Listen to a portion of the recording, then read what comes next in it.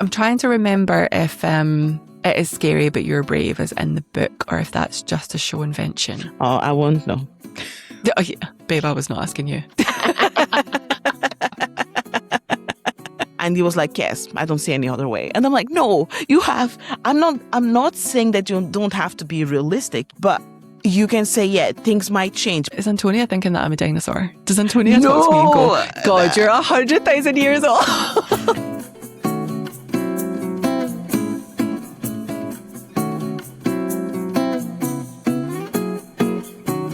Hello and welcome back to Yap Island. I'm Amanda. I'm Antonia. And we are two friends obsessed with all things romance and romantasy and love nothing more than yapping about all the big feelings that they give us.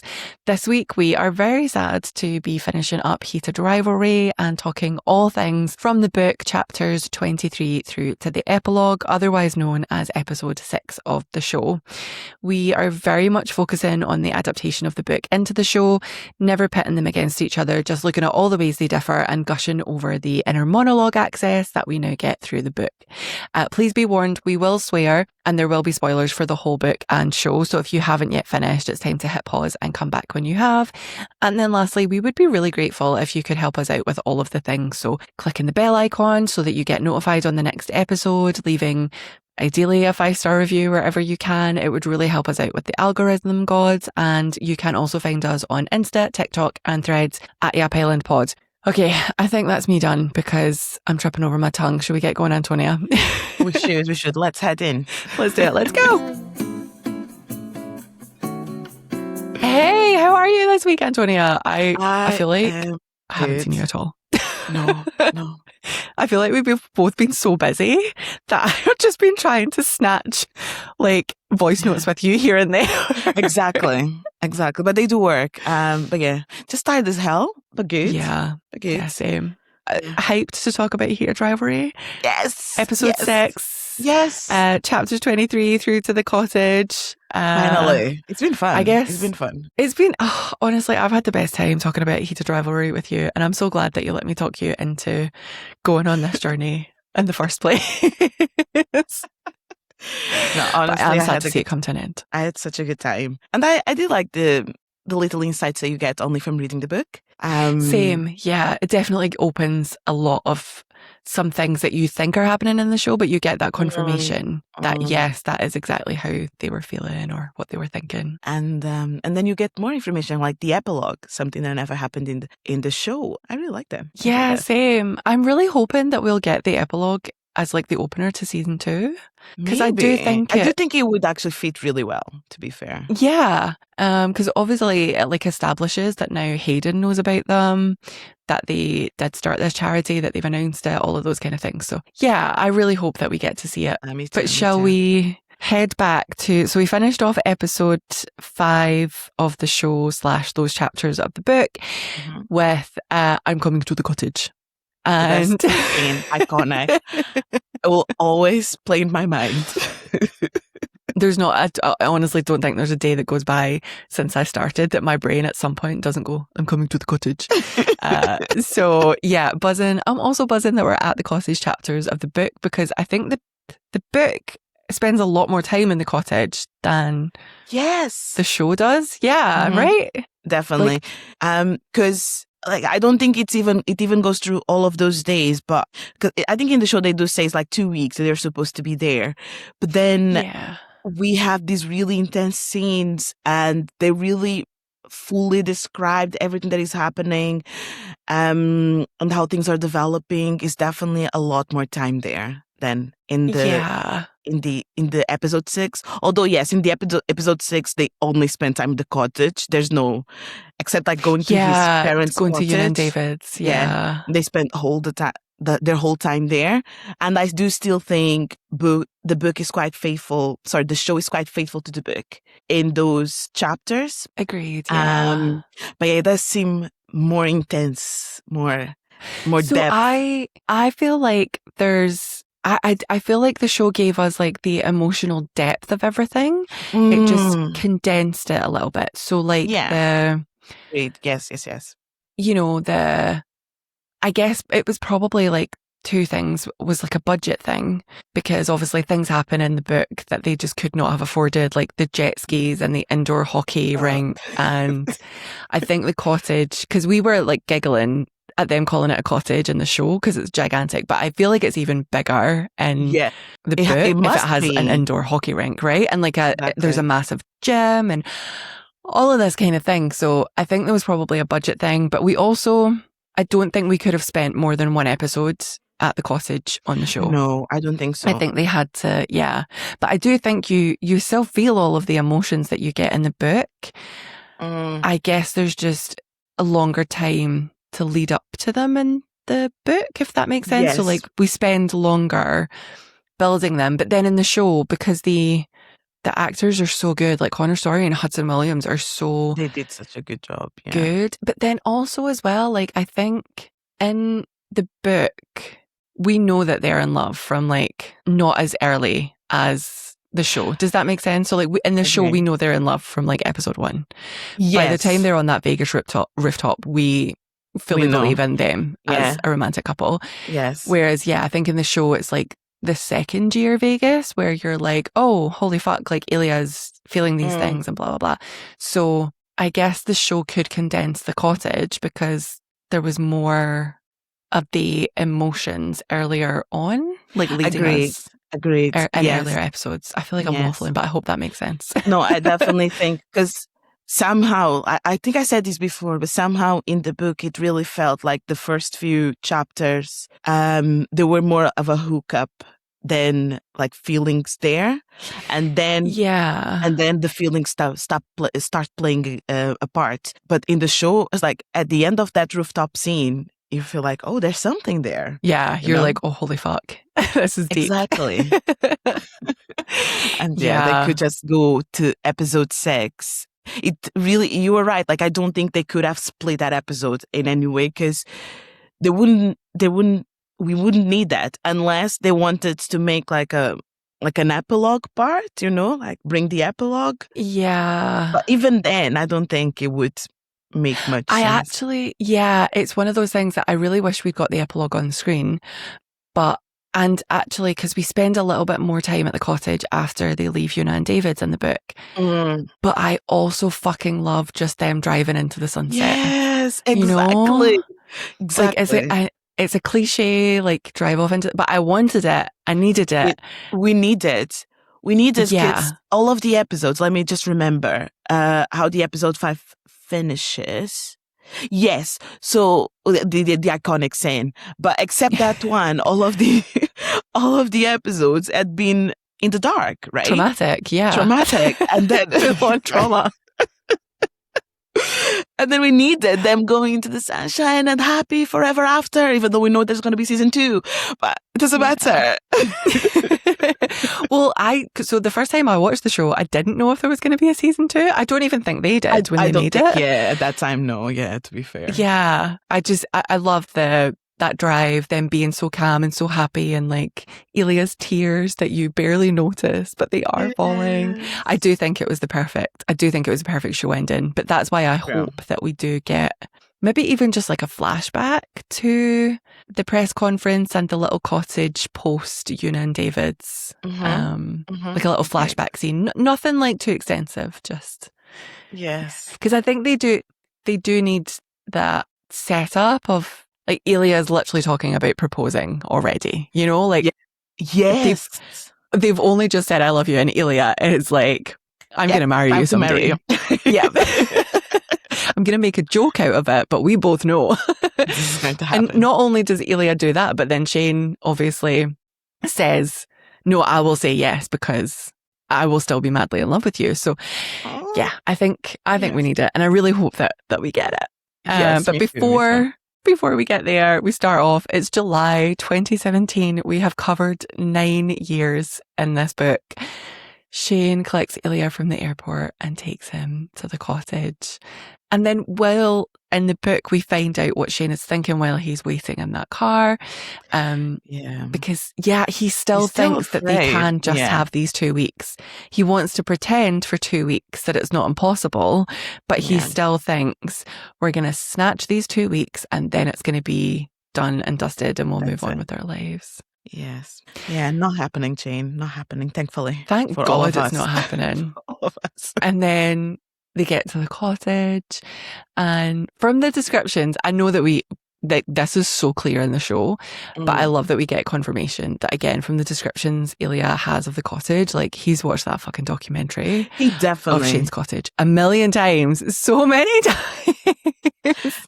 No, and you're right. He was definitely trying to make a point to Shane. That he had seen the damn documentary. Yeah, definitely was trying to get that picked up on. And he's so happy to be in Shane's like real home, because obviously he's never done that before, but then he also knows from the documentary and the way that Shane talks about it. And he also, like, from the way there's a part where he mentions about even the way it's decorated, that this is Shane's real home. It's not his apartment in Montreal, it's the cottage. And so for him to have access to that, he's buzzing, and I'm buzzing for him. Yes. And then weirdly though, I really like this change in the book, but I do think it makes sense in the show that it is slightly different. So then they have that whole awkwardness and Shane babbling, and then they come together and they kiss. But Ilya is the one that thinks the minute Shane's mouth opened under his, everything made sense. Now, obviously, in the show, we are kind of looking, it's like more of Shane's face that's in the frame, and it's Shane who was like super tense and super anxious. And then when Ilya touches him and kisses him, like everything just melts. Yeah, he physically just calms, and we see that happen. Whereas in the book, it's actually Ilya that is like, it's quite everything makes sense now that I'm touching you. Yes. Yeah. Oh, just needed this man. They just need each other, and I love that. Like, I don't know. What? This show is, babe. I don't know if I want to say this, but I'm like, this show has like chipped away something in me where like you believe in love again. Because obviously, like I've been single for 10 years, fully by choice, because like it started off of being, I have not had the great success in relationships, so let me just be single and figure out my own stuff. And then I was like, do you know what? I'm actually really happy single. And then COVID happened and we were in lockdown. So the choice was like not even mine. And I just got really comfortable being alone. Yeah. And I kind of just wasn't motivated to change that. But something in this motherfucking show is making me be like, oh, do I want to be in love? Do I want to date? Do I want to find someone? And that's really scary. I think it's really cute. And I definitely think you should. I don't know. Hope is not lost. There are still people outside. I know, but this is also a work of fiction. Like, you know, people don't get this in real life. And I'm like, well, if it's not Shane and Ilya, I don't want it. So maybe I'm actually in a much more dangerous position than I've ever been, because now my standards are so high, they are fiction. They are made of fiction. You know what? Keep them. It's needed as well. It's needed as well in the society we live in. That's true. I love this for you, though. I love that. It's like ignited something in you to, out there. Like, it's weird, right? Because obviously I've always loved romance. It's my favorite genre of book. It's my favorite genre of movie. Yeah. But it was always like a world that I wanted to dip into the make-believe of it all, rather than something that I wanted for myself. And I kind of hate that this show has got me wondering if I could have that at my big old age. You know what the thing is with this show? Yes, they had a lot of communication issues. Just a couple. But I do think it was realistic. And the thing about a few of the things, they were realistic.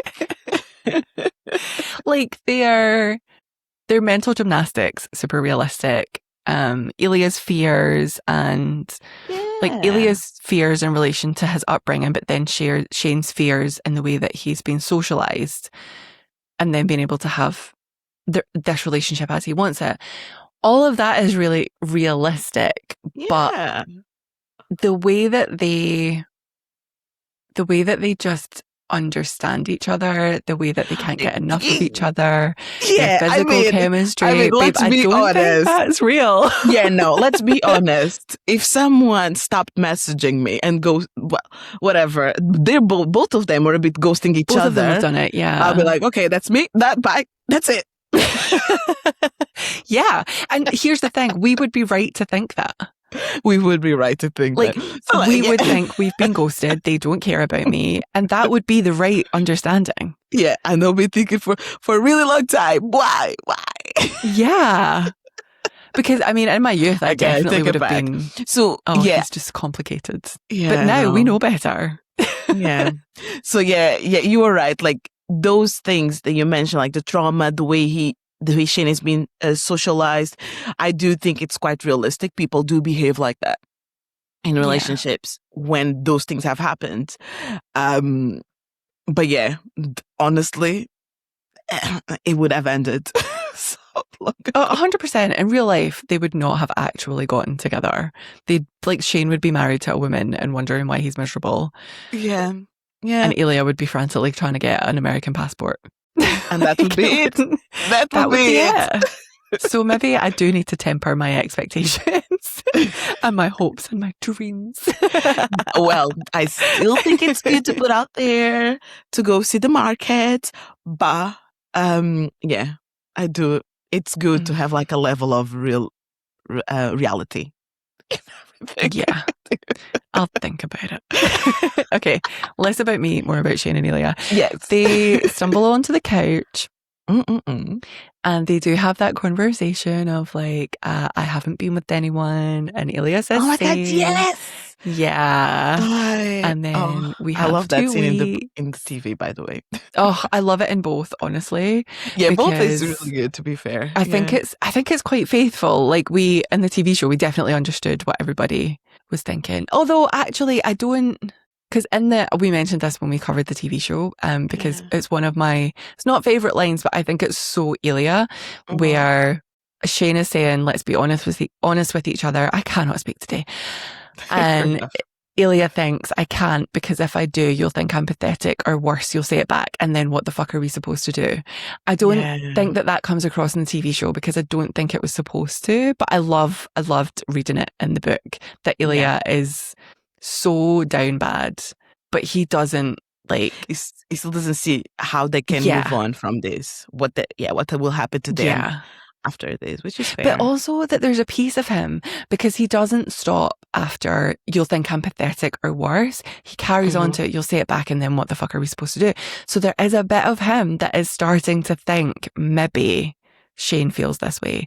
Maybe it's not just one-sided. Oh yeah, that man.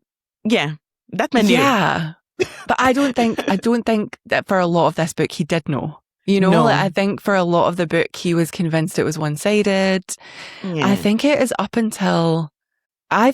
up until after the Russian monologue, when Shane is the one that is like, you can talk to me, and Shane is the one, you know, that wants to call him and does his little like kissing his fingers and touching them to the webcam. And I just adore that Ilya does have some gut feeling that maybe Shane likes him back, or loves him back even. Yeah. So cute. But he is still cheating by saying things to Shane in Russian rather than saying them to him in English, which honestly is some of my favourite things that doesn't happen in the show. And again, they couldn't happen in the show because I don't think it would have come across the same. But I love that Ilya finds a way to let out his emotions by whispering these things to Shane in Russian, knowing that he can't understand. True. It's really cute. I was going to say, one thing I also like is when he mentions, because Scott doesn't show up in this part of the chapters, but Ilya does say he has visited him. Yeah, so just after the couch, instead of in the show, where they go to the bedroom. They go to play indoor hockey, which obviously they could not have afforded on the show. And he confesses that he went to the club with Scott, and he talked to him about coming out with Kip and everything that happened there. Yes. And I think there's this part where Shane says something, or maybe this is after. Shane says something like, "Oh, you didn't tell me." Ilya says something like, I hid this part on purpose. Because he wanted Shane to make his like scrunched annoyed face. Yeah. And once again, I just love how Ilya makes fun of Scott's age. It's just so ridiculous. It's I so love how funny. much you love this. I love it. Because obviously I'm older than you. And so there's a tiny part of me that is like, is Antonia thinking that I'm a dinosaur? Does Antonia talk to me and go, God, you're 100,000 years old? I just love, because Ilya is just this really funny guy. And He's of course he would mess up. Like, of course he would joke about Scott's age. It's just the things he says just makes it so funny. I was just cackling every single time he said something about it. But no, babe, I never think that about you. Thank you. I appreciate that.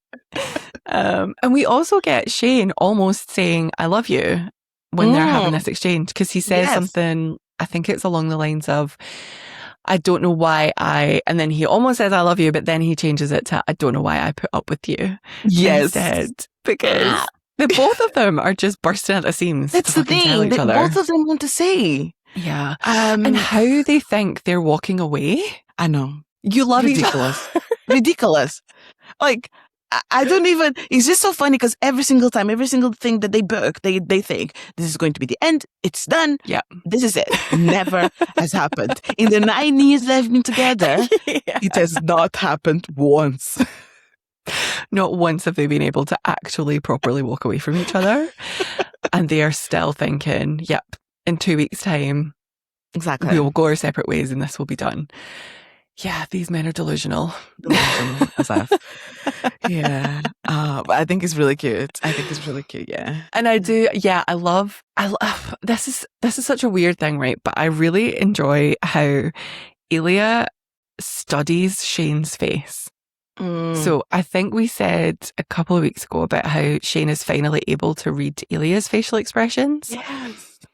But the way that Ilya describes Shane's face and takes such enjoyment in being able to make him make his scrunched annoyance fades, and the way like his freckles bunch up under his glasses when he scrunches his nose. It's so, I don't know. He just adores every single inch of this man. It's the thing he notices. Yeah. It's just impressive. Those descriptions get me deep in my chest every same. It's just really good at understanding Shane. Like because we're going to talk more about this when we get there, but even like in the burger scene, he quickly, like when Shane just stopped talking, he quickly realized, oh, is it because of me? But not like, of course there was maybe a little bit of accusation there, but was not that. It was just that he realized right away, oh, this is because you just feel like you want to tell them, but because of me you just feel like you can't. Yeah. Like, it's not something that easy to read. You just see that there's something, but he's just so good. He's so in tune. I do think that makes sense though, because when you grow up with an abusive parent, you feel so responsible for their feelings, and your life is easier if you can manage their feelings. And so his defense mechanism has been anticipating what another person might do and then changing his behavior to avoid them feeling anything uncomfortable, because not that Shane has done this to him, but if when his dad is disappointed in him, when his dad is angry at him, when his dad is upset at him, he takes that out on Ilya. And so Ilya is almost like an emotional lookout meerkat. He's constantly scanning the emotional landscape of any room that he's in, thinking that it's his responsibility to, sort everybody out. Yeah. And I do, that's so true. And it's Thank weird you, Amanda, because for bringing that up. Thanks, babe. I do think I'm sad that Ilya has to have learned that, but I do think it makes him such a good match for Shane, because Shane does struggle to verbalize his emotions and does struggle sometimes to process what he's feeling. And I actually think that Ilya being able to pause and give him a moment, but also know when to push him beyond discomfort, because sometimes Ilya does get Shane to do things that are good for him, but he wouldn't do by choice. And I think Ilya's emotional understanding is a perfect fit for Shane. Yeah, for Shane. I agree. And then Shane, conversely, I do think that Shane's ability, once Shane has figured out his feelings, like we've said this all along, Shane is the one that's like open and honest. He's the one that's saying, I like you. Like, he's the one that's making it known, I want you to come to my cottage. I want more than 2 weeks with you. I want to relax with you. And I think Ilya needs somebody that is that free and easy with their... Yes. Like, it's someone that brings the structure, that when things have been, that when he has processed things, he's able to make a plan, to decide how things are going to go, and make things happen. Yeah. Yeah. He needs that. And I think Ilya needs to have someone lay it out for him almost. Because I think there's moments where it just like floods out of him and he can't help himself. But I don't think he's the one to take the emotional risk first when it comes to honesty, in case it gets shot down or in case it, Yes. Ugh, which is fair, to be fair, but totally but fair. thankfully Shane is the one who is able to bring that part. Yeah. And again, I would like to bring us back to, I'm just not convinced that perfect matches like this happen in real life. No, honestly, I think in real life, it's always I forgot the word, which is really good for this. It's just a matter of, is this really important to me? If it isn't, and I really like that person, I'll just accept it. And it's it's compromise. Yeah, exactly. Yeah. It's compromising all the time. Honestly, if you want something to work, just compromise all the time. But it can't just be always the same person. So. Yeah, it has to be even, but it's not 50-50. No. And it's not all at one time. It's over the course of your, maybe I'll stay single. That sounds no, no, that's not it. No, you've convinced me, Antonia. That was not the point. All by myself. This is not it. I've not. Yep, you've unleashed a monster. Okay, back to Shane and Ilya before I say even more that I'll regret. After we get their indoor hockey, we get the I want to sleep in your bed, Shane Hollander. Oh yes, and there we go. Right, and then when they kiss, he thinks it feels really weird, and then he realizes it's because they both can't stop smiling. Yes, they can't even stop smiling when they're kissing each other. Like. Oh, they're so happy. They're so happy. Incredible. Yeah. And Ilya admitting, years, I have wanted to have you in your real bed. That's finally huge. We have that conversation. Yeah. And Shane needed to be enlightened. Oh my God. Yeah. Because for Shane, it was just logistics. I don't want us to get caught. I bought this building. No one's going to catch us in this building. I own the whole thing. It's empty. We can be as loud as we want. Yeah. That was all of Shane's thought process around that. And years, Ilya has been sad that he that can't has been actually... It. He can see, Yeah. Totally so fair. I love that Shane understands, one, how obsessed with him Ilya really is. And two, that he's inadvertently disappointed this man for the past 9 years by making him go to hotels and buying a building so that they could hook up. And then Ilya gives him a hickey. Yes. And one of my favorite things happens because Shane has a panic that Ilya is a vampire, and then he thinks, are there Russian vampires? No, so vampires aren't real, dummy. Again, Shane's inner monologues are just the best. They're golden. Like, everyone should be reading this book. Genuinely, they're comedy gold. I want someone to do like an overlay of Shane's inner monologue, like subtitles on screen. I need somebody to put this together, right? Because honestly, he's so funny. I do think they do a really good show of making him like outwardly funny in the show, but in his inner monologue, honestly, there's just so many moments that he's so cute. I want to put him in my pocket and just like carry him around for the rest of my days.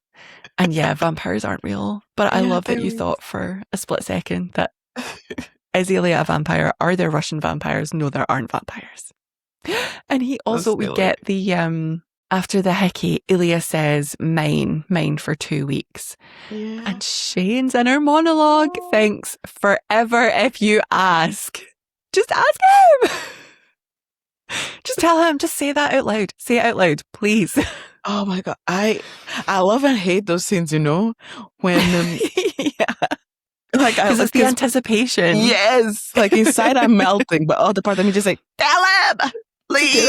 Do it take us from our misery. But I do like that's obviously why the payoff is so much better, right? Because she's had us begging. This woman has had us begging for 9 years that these two will just tell each other they love each other. Exactly. I love it. I love it so much. No, me too. And then they have that talk about Shane is fucking iconic. They have that talk about Ilya wants to have him in every room of the house. Yes. And the games room, and then on the pool table. And Shane is like, the felt is very delicate. I'm there with Shane. I mean, yeah, Shane, that's fair, but also you're a multimillionaire. You can get that pool table recovered. To be honest, I mean, if you have a indoor hockey, I mean. Yeah, this man is like one of the top 2 players in the entire league. He's definitely raking in, I don't know, and with his endorsements, he's raking in like 50 million a year. Just get the pool table recovered, Like we have to keep remembering, he bought the full. Yeah, they're not like us, and he bought a full building just so they could have sex. Oh yeah, just a hookup building. Yeah. Yeah, and he could afford to leave it vacant. He could afford to renovate it and leave it vacant for that entire time. Yeah. Because he'll just go sell another Rolex. So yeah, I don't think it would be actually a problem. Not at all. Then we come to chapter 24. Yes. And we have you can't do math over the burgers. Oh. I love when these iconic lines turn out to be book canon. Yes. Yes. It is so, I don't know, like I just get this little feeling inside, like this little warm feeling inside when I find out that they are actual book canon, even though they're iconic regardless. Yeah. And then they have the conversation. Obviously, when we did the TV coverage, we had a conversation that got us a fair bit of backlash on social media. Well, all the time. Right? Because it's where they talk about his parents, and then Ilya says, oh, it's my fault that you haven't come out to them. Yeah. And I think people took what we said as that Shane should have told his parents about him being gay, or that he should have told them about Ilya, and blah, blah, blah. And I just want to reiterate that is not at all what we said, nor what we meant. It's purely the blaming Ilya for not telling his parents. Exactly. Because in the show, he does look really sad. And he does like his little anxiety sniff, and then Shane immediately gets up and walks away. It's not at all like we don't expect Shane to have told his parents. We would never force someone to come out before they're ready. No. It's more the framing it in terms of blame, that it's Ilya's fault. Exactly. Now, obviously, we know that Shane didn't mean it as in it's your fault. He meant it as in our relationship. I can't tell them that I'm gay without telling them about you, because those two things are so hand in hand for me, and I can't keep lying to them after they think I'm being honest with them. But in the moment in the show, it definitely is just, it's your fault, bye. I'm going to go back inside. And in the book, you do have a full-on, like, 1-page monologue of Shane inside, having exactly those thoughts. Yeah. And in the TV show, you can kind of understand. Like, I didn't right away, but you guys. Yeah, you were really mad at Shane. But, because, it's one of those things you can't just act out right away. It's not easy. Like, it was a full-on monologue on Shane's in the book. Where and we even find out about how much he wants Ilya to meet his parents. Yes, he wants and he's so desperate much for it. Yeah, exactly. And it's not something it would be easy to pass on on the TV. So on the TV show, it just seemed like I just can't tell them without telling about you, and I want to just tell everything. So it kind of is you. That's why I think he actually says kind of. And then that's end of the scene. Well, kind of end of the scene, and he goes away. So we were more exactly like you said on the assigning blame. Yeah, it was just because we know, given Ilya's character, that he would have internalized that and he would have felt bad that he had caused Shane to be dishonest with the people that he loves. And I think in the book you do, because you're in Shane's inner monologue, you feel much more that he has actually been kind of obsessed with telling his parents about Ilya, about Ilya meeting his parents. He even thinks about just randomly having them bump into each other at the awards. Yeah.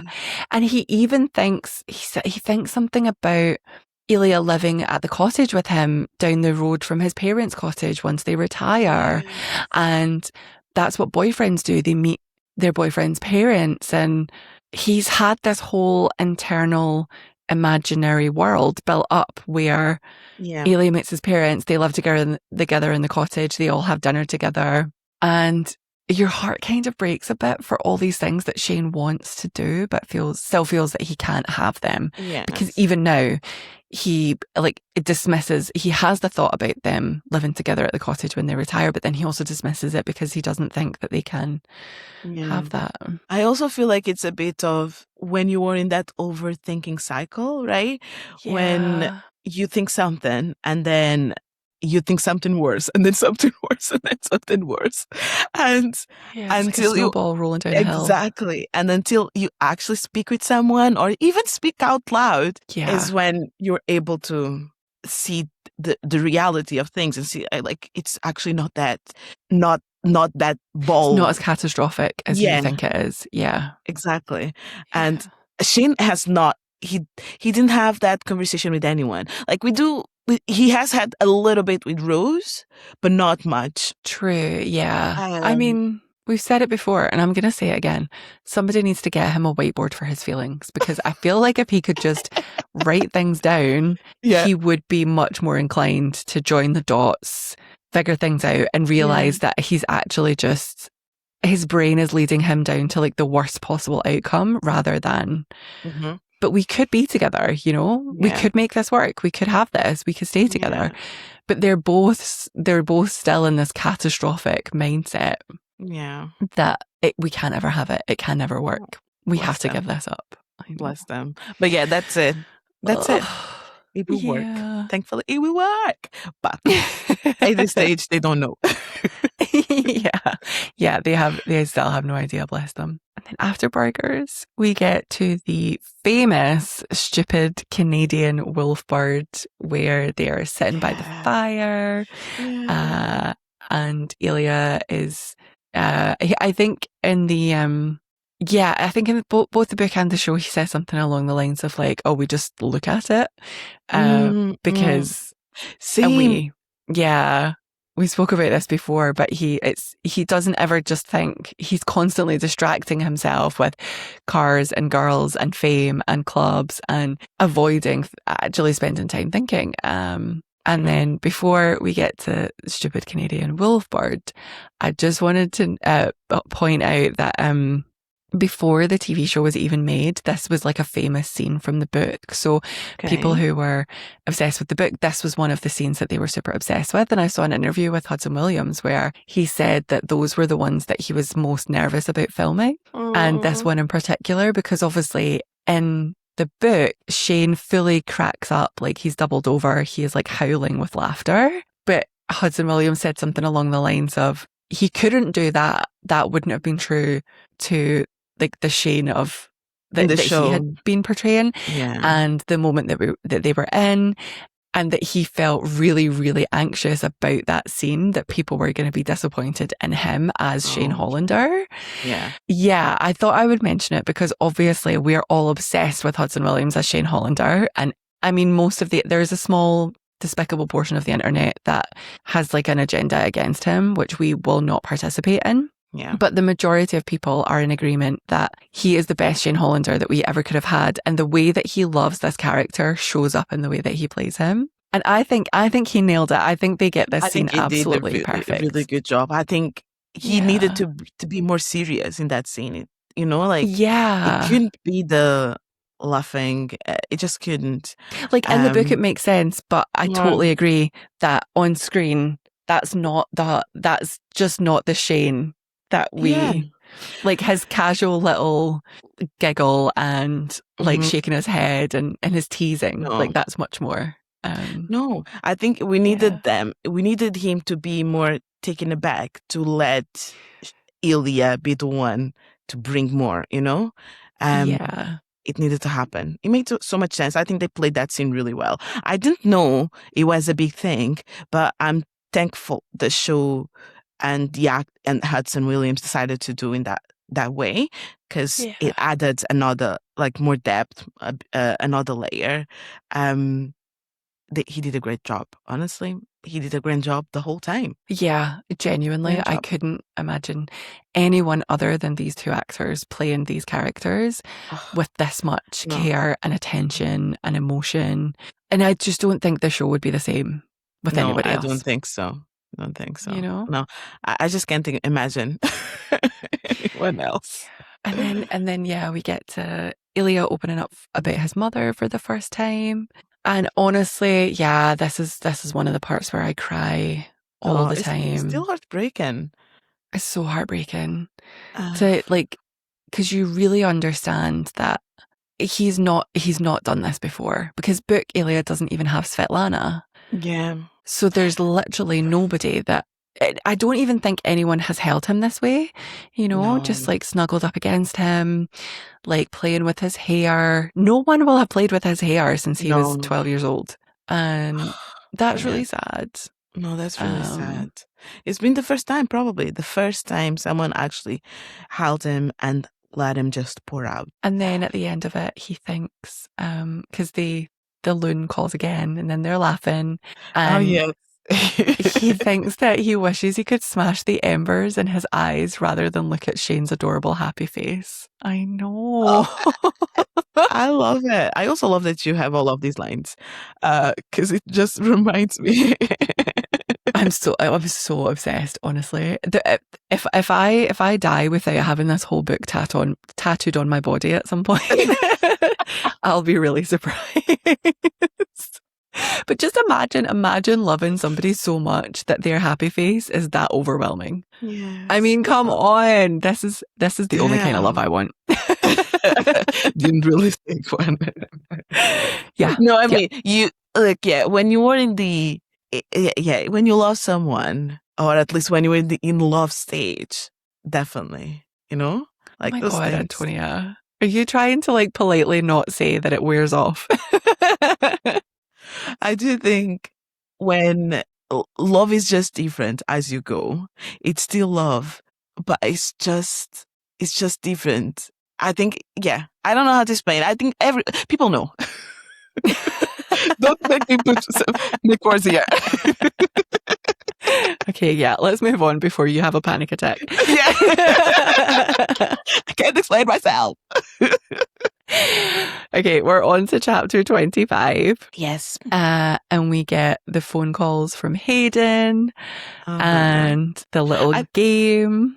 I think it's pretty close, this chapter, to be honest. It's pretty close. The only thing that I think might be different is I'm pretty sure Shane is standing rather than seated on the couch. Mm. And I vaguely remember thinking, so it's similar to the show because in the show, we talk about the consent around that whole scene and about, I don't know if we mentioned it or if somebody left a comment, but yeah, Shane does like move into position. So he moves into like prime position for Ilya to be able to do that.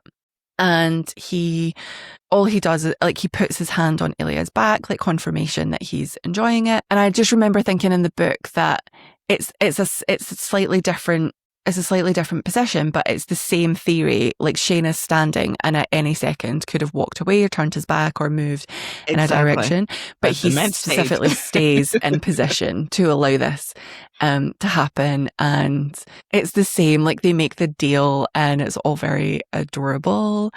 Yeah. And then this is what I really fucking love seeing this written in the book, because afterwards, obviously, we get the "you like to be bad." But it's a thought in the book. It's Ilya's inner monologue that wonders if this is all just because Shane likes to be bad, and then Shane picks up from the facial expressions, which we know Shane is not naturally good at, which means that he knows Ilya at this point. Like, he understands him. And then not only does he realize from the facial expression that that's what Ilya is thinking, he then affirms, like, no, that's not true. Like, I mean, he does this in the show too, but it's so good to see him make those connections in his head and say out loud, that's not why I do this. And it hasn't been for a really long time. Melting his hide. That was my cue kicking to melt. My feet and giggling all the fucking time. I think it's really cute. Yeah, I think it's just all these little indicators that, I mean, we knew this, but I think she just does such a good job of making sure that it is like explicit on the page, that it's not just sexual chemistry, it's not just attraction. Like, they're such a good match. They understand what the other person needs and they deliver it. That's it. And obviously they do get things wrong, because they're human and we'll always get things wrong, and sometimes our insecurities will override our ability to give that other person what they need right there and then. But no, I think they're perfect, and I think it's why we're so obsessed, because they are genuinely just such a good, like, they're each other's puzzle piece. That's well, they were written by a woman. Yeah. That's the only thing that's keeping me going in terms of like finding, like, maybe wanting to date, because like now at least I'll be dating women that I'm like, surely that has to be easier. I can say that. Surely that cannot be as hard. If I'm only obsessed by men written by women, and I'm not trying to find one in real life, maybe that'll be in my favour. Yeah. I guess we'll find out. She'll do the research and report back. Well, that's good. That's positive behavior. We started with, obviously gone to. I mean, I'll bring research. Will I follow through in this? That's still up for debate. So. Okay. Yes. I'm a free agent next season. Happens on a deck chair by the lake, not while playing football. No. And I think it's really cute because I think this is from Shane's, or Shane says something about like Ilya looking so, like he's concentrating so hard, but it's just Ilya trying to kind of figure out how he's going to bring that up, right? Yeah, what's going to happen. And then, kind of like in the show, Shane doesn't really, it kind of falls flat. Like he doesn't really pick up anything. And then we move to them playing pool, so not on the couch. I actually love the visual of them on the couch touching feet. I do like that, to be fair. But in the book they're playing pool. I don't know if I've mentioned this before, but you know how in the show, in this scene when they're touching feet, we don't see it because it stays pretty close to their faces and their like sort of upper body. But there was an interview with Hudson Williams where he says when Ilya says, I could marry Svetlana, he yanked his knees up so that his feet were no longer touching Ilya's. Oh my God, that's such a good symbolism. Yeah, because he was like, Shane Hollander would not want to touch somebody after they'd said that. Such a good piece of acting. I know, that's how much he knows this character, because it is so true, right? Yeah. Like, Shane immediately is like, sorry, what the fuck? Because that's the other thing as well. Again, we said this only happened twice, but like the Vegas bathroom, and then there was another one that we said was like so much more chill in the book, but this is another one where I don't think Shane is almost crying in the book by the end of this Svetlana conversation. No, it isn't. Whereas he obviously is holding back tears in the show. Yeah. Definitely. It definitely didn't seem as deep. Like in the show, we have them knowing fully well about Svetlana's dad because he remembers the whole conversation they had in the tuna melt. Yeah. But that's never happened like that in the tuna melt. So you just have him bringing up Svetlana, but it's not as deep. There's no ongoing connection with Svetlana. No. Yeah. And it does seem to be more of like I think he picks up more of what Ilya is trying to say. Like he's trying to find a way to stay close. And he's like, well, no, don't marry her. And I do feel like even the don't marry her was not in I'm gonna cry. Is more on a like matter of fact, you're not gonna marry her. Yeah. Just don't. We can do it. Like we can figure something else out. Yeah. You're not gonna marry her. But it's it didn't feel as charged to me in the book as it does in the show. I mean, obviously I play the show version in my head when I read the book, but me too. And then I'm like, oh, okay, no, he's not there. Come on, calm down. Yeah. And then, it's Ilya in that moment that suggests finding a team with no rivalry and letting the rivalry fade. And then Shane is immediately unhappy, which I fucking love.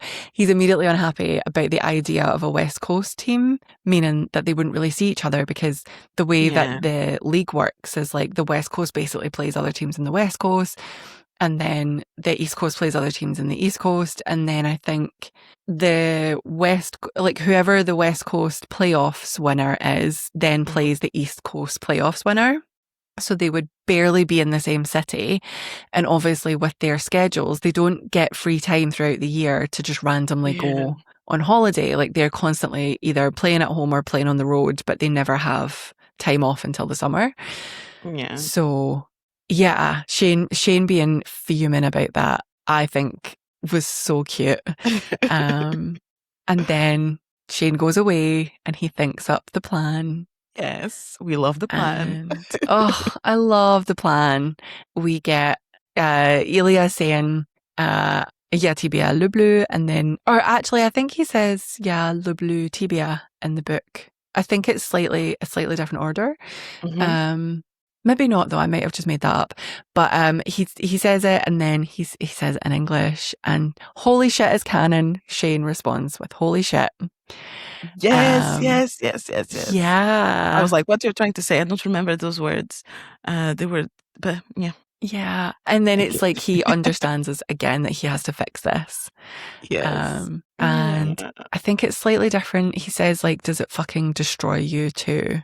Whereas in the show, I think he said, does it fucking kill you too? And that's when Ilya says, no, not anymore. Aww. I know. Nothing and then inside. they cannot stop saying I love you. No. Like, I feel like for actually, not even just at this point, but for the rest of the book, they can't contain it. The both of them are just like constantly. The first time they said it, now it's going to be constantly. I remind Which I do think you do in real life when you say it for the first time. You do. Yeah. Like the first time is just really the opening the gates. And then you are brave enough to say it all the time. Because you do. Yeah. Although one time I said it first and he said it back, but then the next day I said it and he didn't. And I was like, oh, fuck. I know. Yeah. I was the only one. I mean, we stayed together for far too long after that. But yeah, I very much enjoy that it's both of them that just, they say it constantly and they think it constantly. And there's no fear on either one side that their feelings are too big or that their feelings are too much. Exactly. You know? I know, we don't want that thing because sometimes some people feel like they have to say for whatever reason, like, and but they say because they believe it, you know? Yeah. And there's there's nothing being held back. Nothing. And we get, she would have loved you like I love you. Ilya is like almost crying throughout this. And I think this is so good for him, right? Exactly. He was. Because the whole plan was really just taken him, after he listened. And that's the thing. I don't think Ilya never had someone who actually listened to him. Yeah. Or that he felt safe enough to confide in. Because you can't be vulnerable without believing that person is a safe place to be with. Especially Ilya not having Svetlana. I don't think that because he says, there's a part where he's in Russia in the last episode where he says that he hadn't cried in 10 years. And we don't see him cry on the page, but it definitely is implied that he then goes off to cry. And I like that it's not explicitly on the page, because that's definitely something that he would have done in private for the first time in 10 years. And so I enjoy that we're not even allowed to intrude on that private cry, but we understand that it's happening. Yeah. But then holding in everything for 10 years must have been emotionally draining and so exhausting. And I think it's not just the floodgates on the I love you that has opened. I think it's just the floodgates on his emotions in general and being allowed to feel them. Agreed. And I'm so happy that he has someone that can hold those feelings carefully and gently. We all need a Shane Hollander. They're just good for each other, honestly. They're so good for each other. Chapter 26 is a little bit different. They are sort of on the sort of deck pier dock, and Ilya pushes Shane in, which I kind of love, because that is, it's just so that Ilya. Definitely would happen. Yes, I would have seen that happening. Yeah, and they're just kind of messing around.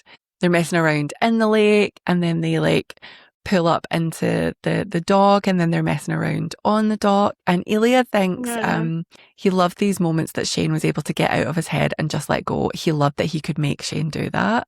Yes. Because again, that's exactly what Shane needs, right? Shane needs somebody that's not as serious and not as strict all the fucking time. Exactly. He needs his opposite. Yeah, because he does think, to begin with, they start fooling around and he thinks, someone might see. And realistically, they're not probably in any more danger here than they have been at any other point of the cottage visit. And definitely. Yeah, it's a private lake. Obviously somebody could have a boat, but realistically it's not. And so Ilya is able to push him and say, well, keep an eye out then, and then just let everything continue. It's after this part that Shane's dad, David, appears and then bolts. Again, I think this is less tense because they actually laugh together. Because Ilya says the line, indeed. Maybe he didn't even notice. Yeah. And they are both doubled over laughing. No, definitely less tense. Because in the show, you have Shane falling to his knees. He can't stop holding Ilya. He's clutching him. He's freaking out. Exactly. But in the book, he's laughing. Well, yeah. He panics to begin with. Yeah. But then Ilya makes the joke, maybe he didn't even see. And then he laughs. And then they're both holding each other while they both laugh. Yeah. And I don't know. I'm going to get absolutely torn apart because I should know this. I've read this book 10 times. But they're both so intertwined in my head that I now can't separate them sometimes. Mm-hmm. But I'm trying to remember if It Is Scary But You're Brave is in the book, or if that's just a show invention. Oh, I won't know. Oh, yeah. Babe, I was not asking you.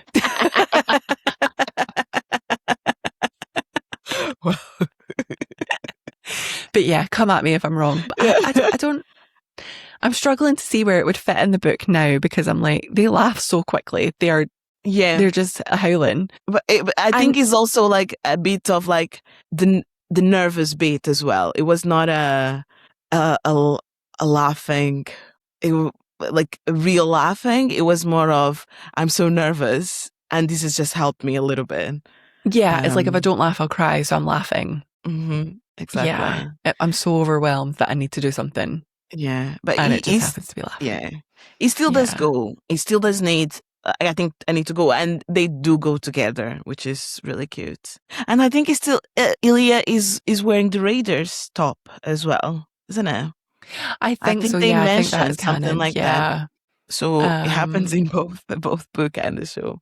We do get a difference though, because remember when we had that whole thing over did David tell Yuna? Yes. And then we got confirmation that the actress, I want to say Christina Chang, who plays Yuna, confirmed that Yuna did not know, that the way she played it was that Yuna was completely surprised. But in the book, and I'm quoting here, it was clear that his dad had told his mom what he'd seen. Yeah. So I don't think that we were crazy for thinking that. I don't think as well. Yeah, part of me, I do think it would have been normal to tell. But then maybe I think just from like he would have wanted advice. That's the thing. He would have wanted advice. Yeah. Because Book David and Show David, I think, are so confused about how to handle this that I can totally see him just like feeling bad that he'd barged in on them, feeling bad that he'd forced Shane into this position and panicking about how to make it better. And I do think if you've been married for, I don't know, 35 years, like 25 minimum, you probably would talk to your partner. And also let's be honest, in a relationship that long, there are issues that you as a couple decide, these are issues that we handle better, you handle better, these are issues that I handle better. Yeah. And like, that would definitely be something that would have handled. You would have known better what to do, what to say. And I would have seen him telling her just so they could handle the situation better. Just so that they got it right. Yeah. Yes. But I honestly, I also could see as well what he did, like not telling him, letting Shane tell. Honestly, it worked anyway. Yeah. Either way, it's all good. It's all good, yeah. The next change, and we spoke about this then, because it's the one thing where I'm like, I hate this in the book. And the show is canon for me, is because Yuna does say, but you hate him. And Shane says, I mean, sometimes I do hate him, but mostly I love him. Yeah. I don't think, exactly. My exact same thought. Because you were right in saying that, because we talked about this when we were covering the TV show. Yeah. Because I don't think Ilya hearing the part, I hate him, like a little bit less, sorry, that would still made him feel bad. Yeah, he for sure would have anyone like, to be honest on that. Yeah. And it's weird because sometimes I do think it makes sense in the book, because obviously they do have like the rivalry is different, I think, in the book. Oh, in the book it felt a lot more intense. Yeah. More real. And then, like, Shane obviously did spend a really long time hating Ilya, not just because of the rivalry, but because Ilya could make him feel that way, because Ilya was the one to bring that out of him, because Ilya was his sort of entry point into knowing this about himself. I guess I slightly understand that book Shane might have said this. Yeah. But I'm really glad that they changed it. Yeah, me too. To just know, actually, I love him. Me too. And then they explain their situation, and it's when Shane calls it basically impossible that Yuna and David's faces switch from shock to sympathy. Because I do think the shock is mostly just that it's Ilya Rozanov rather than that Shane is gay. And that they, as far as they know, that he does hate Ilya Rozanov, because that's the narrative that he's played into for all these years. Yes, I definitely like the whole scene. Honestly, the whole scene from the moment they got to his parents' cottage to them leaving his parents' cottage. I like the TV show better, to be honest. One thing I did like more in the book was, again, bringing Scott, but it's just like Shane confesses that it did something to him having Scott coming out. And if it wasn't, maybe if it didn't come out, maybe didn't think it would be possible to him. Yeah. And I like that, to be honest. But other than that, I didn't like David, because not like I don't like him as a person, nothing like that. It was just the fact that both of them were like, well, we can't come out. We don't think this is, like they were being a bit negative about how things are going to go. And he was like, yes, I don't see any other way. And I'm like, no, you have, I'm not saying that you don't have to be realistic. Yes, you can be realistic, but you can say, yeah, things might change, but I do think you could be doing this and that.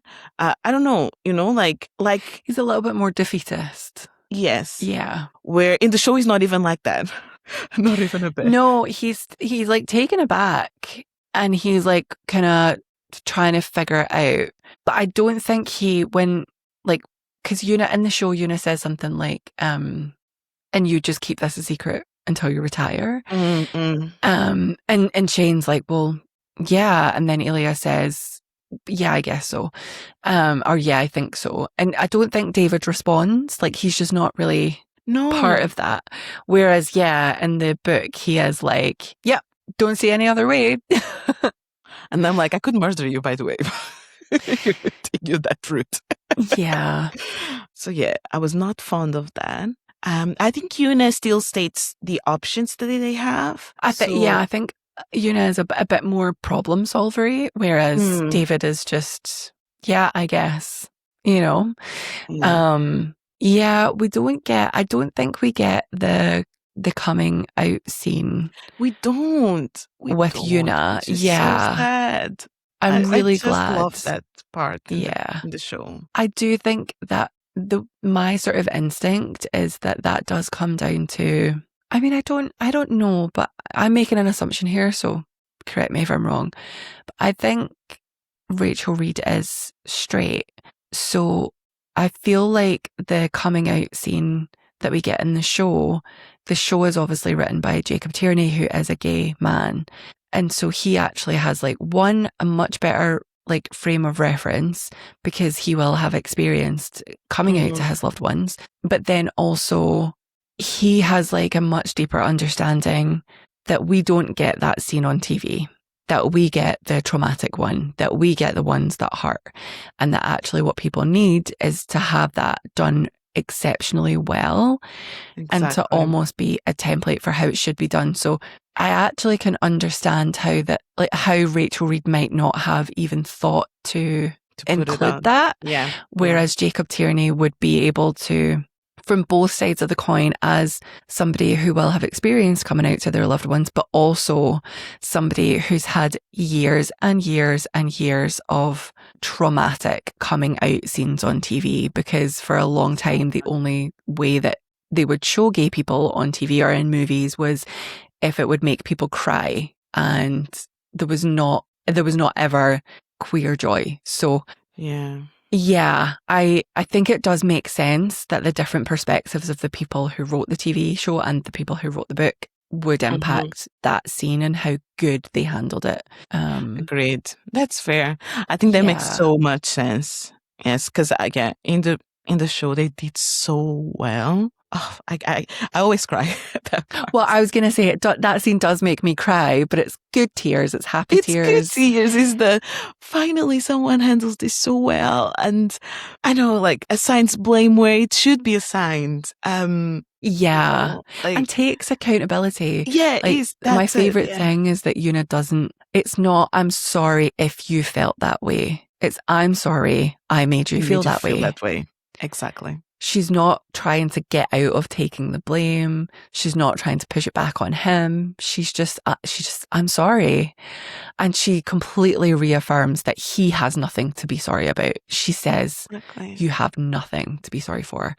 I just wish more parents were like that, it's just one of the things I always struggle with, people being like, I love my kids, but then the minute they are different from whatever they expected, it's always I can't accept you. Not always, of course, but a lot of the time though. Yeah, and I just think it's just one of those things. Yes, maybe you need some time to accept that whatever expectation you had is not going to happen. I can take that, but then living like that for the rest of your life and shunning your kids away, it's just, it's heartbreaking to me. I honestly think that, I don't think parents should have any expectations on their children. No. Like, they should have expectations on themselves to keep that child safe and loved and encourage them to be who they are. But they shouldn't have, I mean, I guess you can expect your children to be kind people and to treat others with empathy and kindness. But other than that, everything else is not about you. It's about them. And that's what you should embrace. And so if you have a very specific idea of who you want your child to be, then you have no business having children, you know? Exactly. That's it. As simple as that. But yeah, and yeah, I do love the scene, how it was done in the TV show. Yeah, I'm not gonna lie, it was a bit of a letdown. So this in part. the book. Yeah, in the book. Yeah, I think though it does kind of fit with all the other things, because all of the, like, most of the wildly overwhelming emotional beats in the show are not as tense in the book. And so I guess that should also track with the joy at the end of the way that we feel it in the show, because of the way that Una and David handle it. So I guess it does track with the fact that everything else has been less tense, because I think that's the thing, right? In the book is less tense. In the show, it's super tense between Una and Shane. And then it's the resolution. That's the payoff. But it's never that, I'm sure whacking my mic. It's never that tense in the book with anyone. No, with anyone. Yeah. And then we finish up with you're good here, your boyfriend is here, your family is here. Yes, I love that Everything part. Is okay. I love the part in the show. I love the part in the book. I am boyfriend. Yes, boyfriend. I don't know if that actually happened in the book. I know in the show. Yeah, no, I think it does. The words to "you're good here" is slightly different in the book. I think it's better in the show. But yeah, I'm sure the boyfriend thing, it happens in the book as well. And then David realizes, looking at them then, that since rookie season makes sense. Because it does, right? And it does make sense. Yeah. I love that, when it's obviously even more intense with a parent. I wouldn't know, but, when your friends are dating somebody and they're obsessed with them, but you haven't met them yet, and then you do meet them and they do something like this that just lets you know how deeply they care, and you're so happy and so relieved that your friend has somebody that treats them that way. Yes. This is that moment for me. Yeah, exactly. It's that confirmation that whatever they know about Ilya doesn't matter, because this is who he is with Shane, and he's perfect with Shane. Like, he treats him perfectly. Exactly. And they're able to see it, to witness it. Yeah. Yes. Adorable. Agreed. And that is where we finish in the show, but not in the book, because in the book we have chapter 27. Yes. Where the vodka scene actually happens there. They don't have vodka at the parents' house. Yeah, they have vodka because Ilya brought special vodka and placed it in the freezer for when it was needed. Yes. And one of my favourite things happens here when they're driving back and he thinks about them heading home, and then he thinks, is it weird that I think of Shane's house as home, or that he just referred to it as home? Yeah. Because, like, it is his home. It's the only one. Yeah. It's probably the only Shane home is his home. Yes. Yeah. And I it's that payoff, because obviously we know from everything that he said, we know how many times he's watched that damn documentary. And so I don't think that we can view it as, Ilya's only been there for a week, because in his mind, Ilya has been there for years. It's just this is now he's physically there. But I think that's why he's so able to that quickly think of it as home. Because I don't think it's just Shane as his home. I think this place that Shane loves and Shane built and feels like Shane is also his home. Oh, cute. Jeez, deep. Yeah.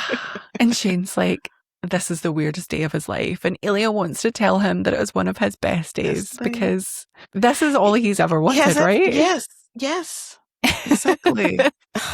So beautiful. It's so beautiful. And just it would be weird for Shane, right? Because it's like his parents and he's been caught and he's had to come out to them when he maybe wasn't ready to, and he's had to explain who Ilya is to him, and then they've all had dinner, and that is super, super weird. But for Ilya, because he says something like, even if he's not welcomed yet, he feels like he will be welcomed into this family, which is gigantic. It is gigantic. It's just because he sees how Shane's parents are, right? So completely different. Yeah. We've had these thoughts, right? Because Shane's parents are just completely different from Ilya's parents. And yeah, even though the reaction is different from the book to the TV show, Shane's parents are still really good parents. Ilya knows that independently of how things are in that day specifically, that he knows with time they will just accept because they love their son. Yeah. And they, like, I do think they are, like, once they realize, they definitely come around to Ilya more, even in that moment. I guess it's just that idea that he's left, his father has died, his mother obviously passed away when he was younger, and we found out last episode that he was like done with Alexei. And I guess even though being done with his family in Russia is a psychologically healthy thing for him, removing himself from that toxic situation is like hopeful. There does also come with it like a feeling of being untethered and unsafe, because biologically we're wired to think that there's safety in numbers. We're biologically wired to seek that safety in our family. Yeah. And so even though you know it's the safest thing to not be there, there's like there is like an emptiness within you, feeling like there's that should be filled and it's not, and is that because of you, and blah blah blah blah. To have him so quickly have that gap even have the potential to be filled with Shane's family. Yeah. It just makes me so happy for him, because he deserves it. He deserves to be loved, and he deserves to be treated well, and he deserves to have dinners and game nights and Christmases and birthdays with people who care about him, not just Shane, but with other people. He deserves to have a community. Yeah, it takes a village. He deserves a village. So I'm so happy that he recognises that in this moment that he will be part of that family. And then he gives Shane the best kiss ever, and Shane just responds like, okay, let's talk about the logistics. Time to make a plan. Because bless him, he is Yuna's son, and he is going to have to figure out exactly who's going to go where, where are you going to sign with, where are you going to live, where are we going to live, how are we going to see each other.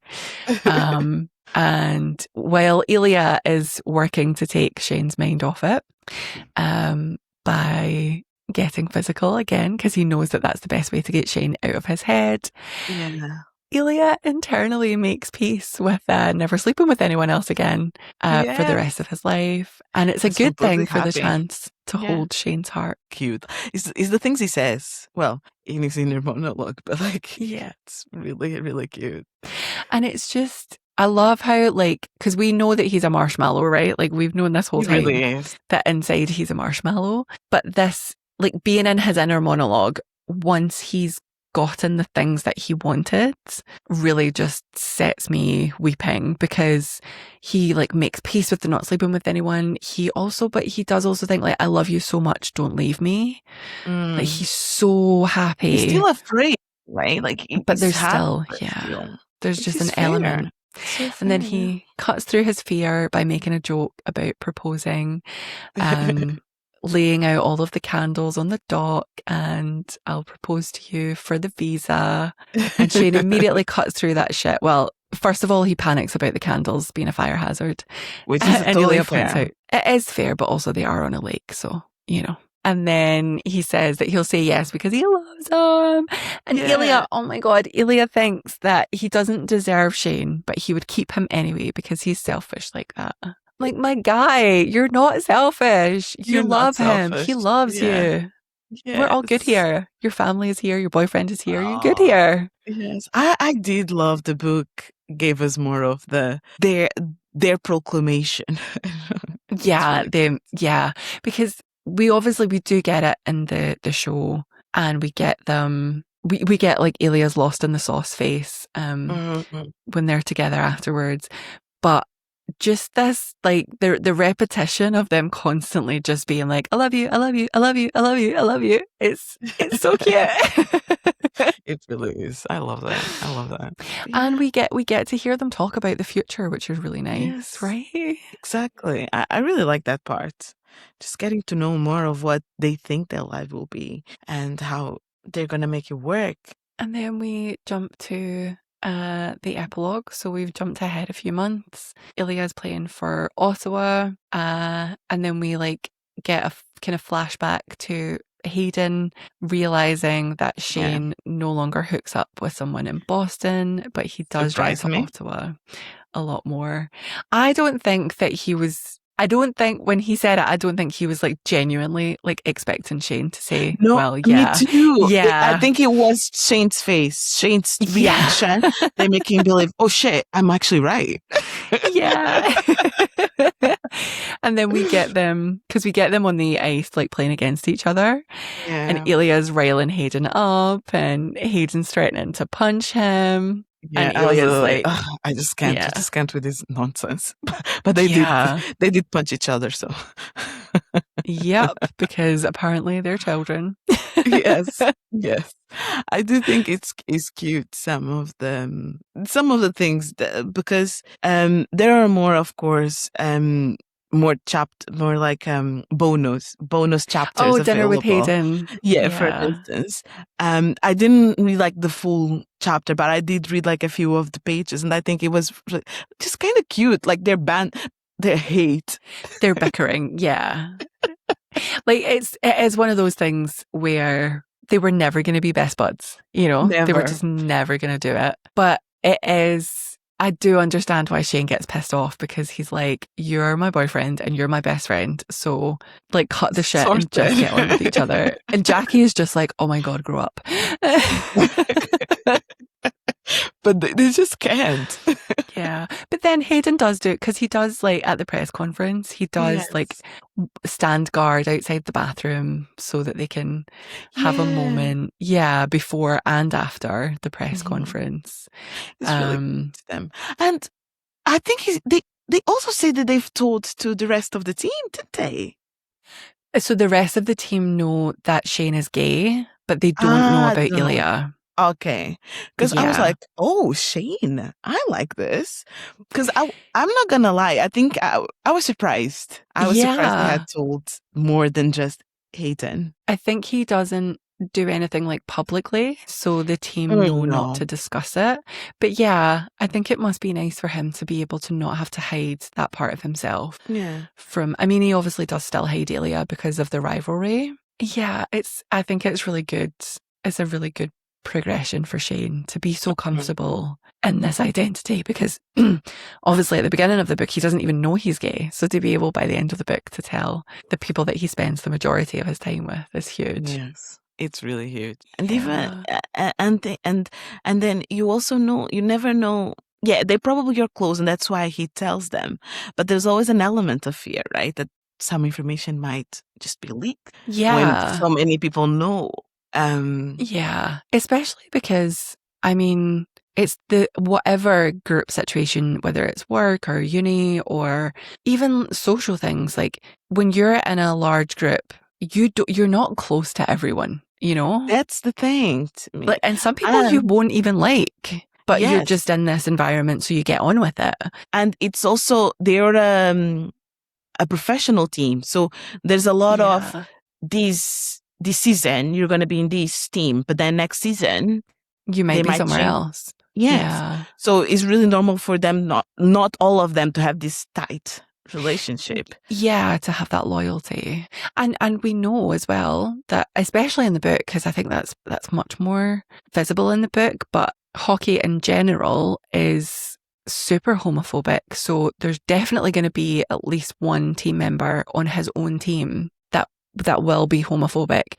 And then even if everybody else isn't outrightly homophobic, they will have participated in the slurs and the things that are taken for granted on the ice. So it's definitely not a small thing for him to have taken that jump.